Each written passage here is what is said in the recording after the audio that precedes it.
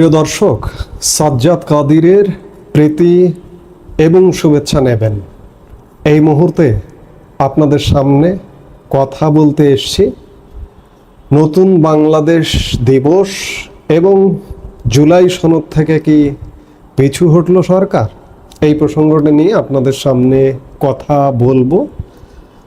অন্তর্বর্তী সরকার গঠনের দিনই 8ই আগস্টকে নতুন বাংলাদেশ দিবস ঘোষণা নিয়ে সামাজিক যোগাযোগ মাধ্যমে নানা সমালোচনার পর সেই অবস্থান থেকে সরে এসেছে সরকার। একই সাথে 16 জুলাই আবু সাইদ দিবসের পরিবর্তে জুলাই শহীদ দিবস পালনেরও সিদ্ধান্ত নিয়েছে সরকার। গত বছরের জুলাই আগস্টে ছাত্র জনতার অভ্যুত্থানের মুখে শেখ হাসিনা সরকারের পতন হয় 5 অগাস্ট। 3 দিনের মাথায় গত 8ই আগস্ট গঠিত হয় অন্তর্বর্তীকালীন সরকার। গত সপ্তাহে অন্তর্বর্তীকালীন সরকার 5ই আগস্টকে গণ অভ্যুত্থান দিবস ও 8ই অগাস্টকে নতুন বাংলাদেশ দিবস পালনের সিদ্ধান্ত জানিয়ে একটি অফিস অর্ডার বা পরিপত্র জারি করেছিল। কিন্তু পরবর্তী ঘোষণাটি নিয়ে সামাজিক মাধ্যমে তীব্র সমালোচনা ও ক্ষোভ দেখা যায়, বিশেষ করে নতুন বাংলাদেশ দিবসকে নিয়ে। এই নতুন বাংলাদেশ দিবস ঘোষণা কেন করা হবে এর এগেনস্টে আমিও একটি ভিডিও আলাপ করেছিলাম। এ নিয়ে জুলাই আন্দোলনের নেতৃত্ব দেওয়া শিক্ষার্থীদেরও তীব্র সমালোচনা করতে দেখা যায়। জুলাই আন্দোলনে নেতৃত্ব দেওয়া সমন্বয়কদের কথা বলা হচ্ছে। সমন্বয়ক আক্তার হোসেন, সমন্বয়ক সার্জিস আলম, সমন্বয়ক হাসনাত আবদুল্লাহ তাদের ফেসবুক পোস্টে 2 দিন আগে এটির সমালোচনা করে তারা তাদের অ্যাঙ্গেল থেকে, পয়েন্ট অফ ভিউ থেকে তারা সমালোচনা করেছিলেন।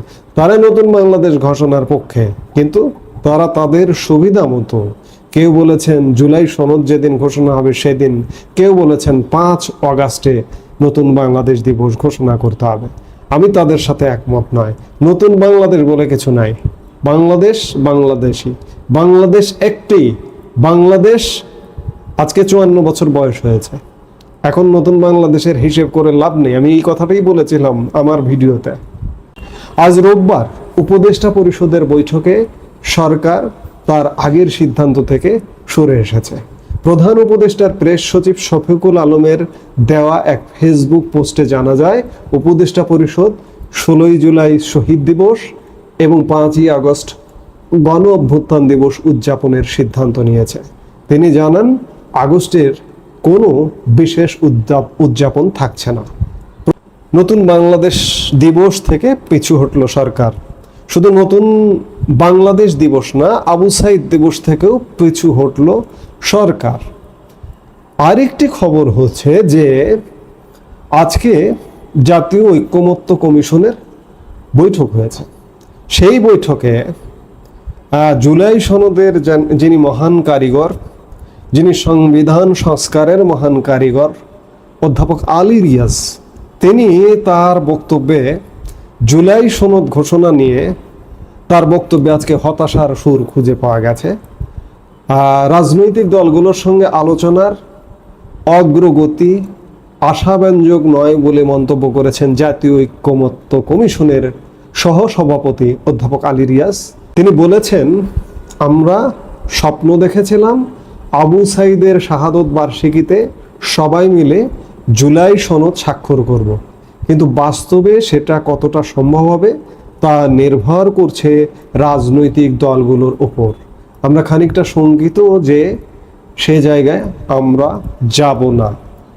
আজকে 29শে জুন, 16 জুলাই জুলাই সনদ ঘোষণা করবার আশা ব্যক্ত করেছিলেন অধ্যাপক আলী রিয়াজ এবং এর সঙ্গে যুক্ত ছাত্র সমন্বয়ক সবাই জুলাই সনদ ঘোষণার আশা বা স্বপ্ন দেখেছিলেন। কিন্তু আলী রিয়াজের কথায় মনে হচ্ছে যেন তাদের স্বপ্ন ইতিমধ্যে ভঙ্গ হওয়া শুরু হয়ে গেছে। আরেকটি খবরের দিকে আপনাদের দৃষ্টি দেব, সেটি হচ্ছে এনসিপি জাতীয় নাগরিক পার্টির আহ্বায়ক আজকে একটি সংবাদ সম্মেলন করেছে। সংবাদ সম্মেলন করে তারা তাদের কর্মসূচি ঘোষণা করেছে।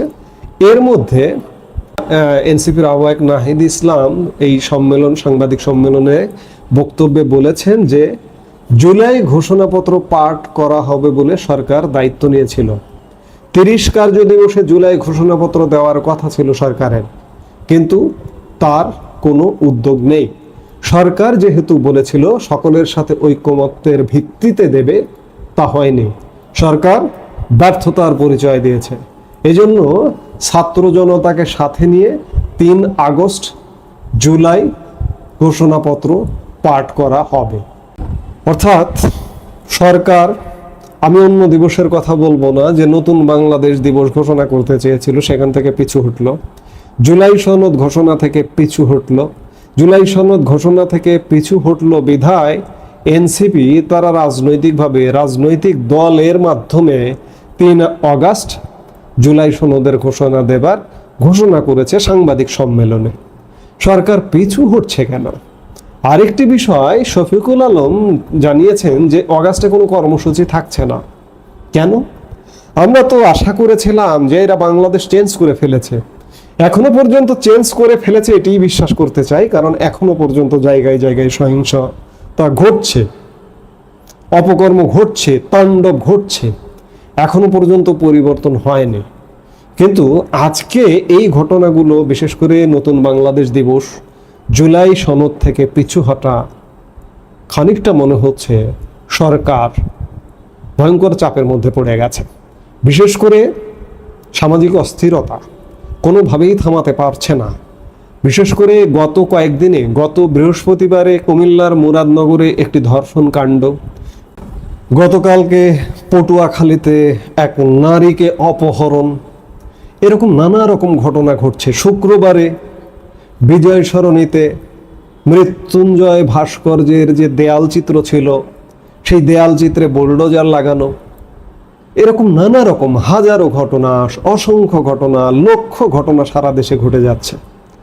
সারা দেশ এক প্রকৃতির রাজ্য হয়ে উঠেছে, যে যেখানে পারছে মব করছে। আজকে 1 বছর হয়ে গেল, কোনোভাবেই এগুলো বন্ধ হচ্ছে না। এই বন্ধ যখন হচ্ছে না, তখন সরকার ব্যাপক সমালোচনার সম্মুখীন। একে একে জুলাই আন্দোলনের সাথে যারা ছিল তারা বেরিয়ে আসছে, তারা আন্দোলনকে নিয়ে প্রশ্নবিদ্ধ করছে, আন্দোলনকে নিয়ে কথা বলছে। এই যে বৈষম্য বিরোধী ছাত্র আন্দোলনের মুখপাত্র উমামা ফাতেমা গত পরশু ফেসবুকে স্ট্যাটাস দিয়ে জুলাই আন্দোলনের মুখোশ উন্মোচন করে দিয়েছে, বর্তমান পরিস্থিতির মুখোশ উন্মোচন করে দিয়েছে। এসব নানা কারণে সরকারের উপরে কিন্তু সীমাহীন চাপ বাড়ছে। এবং একই সাথে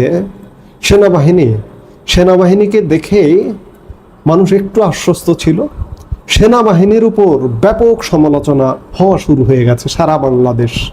কদিন আগেও সেনাবাহিনীর উপর যে মানুষের আস্থা, ভরসা, বিশ্বাসের জায়গাটি ছিল, সেটি এখন আর বিন্দুমাত্র নেই। কারণ গত 1 বছরে এমন তাণ্ডবের ঘটনা বাংলাদেশে ঘটেছে, সেনাবাহিনী নীরব দর্শকের ভূমিকায় অবতীর্ণ। সেনাবাহিনী থেকে রক্ত মাংসে গড়া মানুষ নেই, তাদের রক্ত টকবক করে উঠছে না যে এগুলো কি হচ্ছে।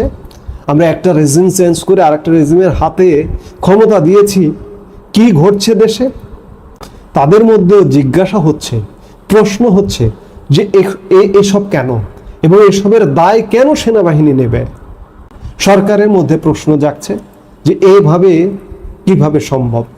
রাজনৈতিক সরকারি চাপ সহ্য করতে পারে না, সেখানে একটি অরাজনৈতিক কতিপয় ব্যক্তি বিভিন্ন জায়গা থেকে এসে একটা সরকারের অংশ হয়েছে, তারা কিভাবে চাপ সইবে। এই চাপ সইতে না পারার দরুন নতুন বাংলাদেশ দিবস ঘোষণা থেকে সরকার পিছু হটেছে, জুলাই সনদ ঘোষণা থেকে সরকার পিছু হটেছে বলে এখনো পর্যন্ত মনে হচ্ছে। কারণ জুলাই মাস এসে গেছে অলমোস্ট, এখনো পর্যন্ত জুলাই ঘোষণার কোনো খবর নেই। এবং আমরা বিশেষ করে ভেবেছিলাম যে জুলাই আগস্টে অন্তর্বর্তী সরকার যে আয়োজন, যে উদযাপন, যে উৎসব করবে বাংলাদেশের বিরুদ্ধে, বাংলাদেশের স্বাধীনতা মুক্তিযুদ্ধকে প্রতিপক্ষ বানিয়ে, সেই উৎসবের তাণ্ডবে বাংলাদেশের স্বাধীনতা মুক্তিযুদ্ধের পক্ষের মানুষ যারা, তারা দুঃখের সাগরে ভাসবে। কিন্তু এখন মনে হচ্ছে যেন সরকার এসব থেকে পিছু হটছে। চাপ আছে, এই চাপ থেকেই সরকারের পিছু হটা, এবং এই পিছু হটাটা শেষ পর্যন্ত কোথায় নিয়ে গিয়ে দাঁড় করায় সেটিও দেখতে হবে। সেটিও দেখবার জন্য আমাদের অপেক্ষা করতে হবে। দেশের জনগণের মধ্য থেকে চাপ উঠছে। দেশের যারা জুলাই আন্দোলনের সাথে জড়িত ছিল তারাও আজকে সরকারকে চাপে ফেলছে। সেনাবাহিনী থেকেও চাপ আসা উচিত, এখনো যদি না আসে আসা উচিত, নিঃসন্দেহে আসা উচিত। নইলে সেনাবাহিনীর মান মর্যাদা নিচে নামতে নামতে এটি কোথায় নেমে যাবে, এবং সেখানে নামলে সেখান থেকে এটিকে উঠানো অত্যন্ত কঠিন হয়ে যাবে। সব কিছু মিলে সরকার, যদিও মনে হচ্ছে যে সরকারটি চলে যাচ্ছে, 1 বছর পালন করতে যাবে 1 মাস পরেই, কিন্তু সরকার সত্যিকার অর্থে সীমাহীন চাপ। এই সীমাহীন চাপ থেকে সরকার কি আসলে নির্বাচন করে বিদায় নিতে পারবে, নির্বাচন করতে পারবে কি না, আমি বরাবরই সন্দেহ প্রকাশ করি। এবং আমার এখনো বিশ্বাস হয় না, আমি এখনো বিশ্বাস করতে চাই না যে ডক্টর মোহাম্মদ ইউনূস নির্বাচন করে যেতে পারবে। একটা ঘটনা ঘটে যাবে, মাস্ট একটা ঘটনা ঘটবে, ডক্টর ইউনূসের সরকার পরিষদের চেঞ্জ হবে। আমার এখনো মনে হয়, আপনি কি মনে করেছিলেন যে 5 আগস্ট যে আওয়ামী লীগ সরকারের পতন হয়েছিল, 4 আগস্ট ভেবেছিলেন আওয়ামী লীগের পতন হবে? 3 আগস্ট ভেবেছিলেন, যেদিন ডাক দিয়েছিল 1 দফা দাবির? ভাবিনি, আমি ভাবিনি, আপনি ভাবেননি। সেই সময় ছিল একটি রাজনৈতিক দলের প্রবল পরাক্রমশালী সরকার। সেটি কিন্তু 3 আগস্ট 4 আগস্টও যা ভাবিনি, 5 আগস্ট সেটি বালির বাঁধের মতো ভেসে গেছে। সেখানে আজকের ডক্টর ইউনূস সরকার অত্যন্ত দুর্বল একটি সরকার। আমি এই জন্যই বলি যে কোনো সময় সরকার ভেসে যাবে, এবং বহুমাত্রিক চাপের মধ্যে আছে সরকার। এই চাপ থেকে সরকার ভেসে যাবে, নতুন একটি কিছু আসবে, এবং সেটি আসবার পরেই নির্বাচন হবে। ইউনূসের অধীনে নির্বাচন হবে না। এই মুহূর্তে এ পর্যন্তই। সবাই ভালো থাকুন, সুস্থ থাকুন।